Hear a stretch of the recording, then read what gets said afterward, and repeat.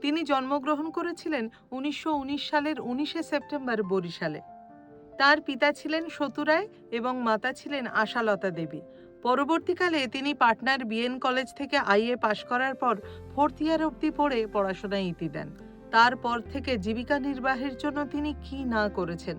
পাটনা বিশ্ববিদ্যালয়ের প্রেসে প্রুফরিডারের কাজও করেছেন।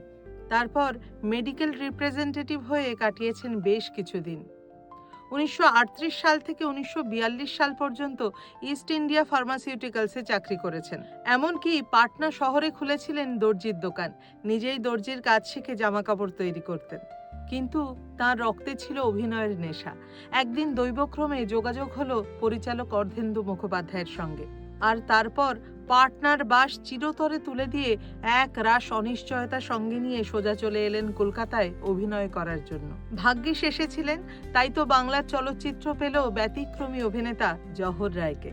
আজ তবে এটুকুই, দেখা হচ্ছে পরের পর্বে।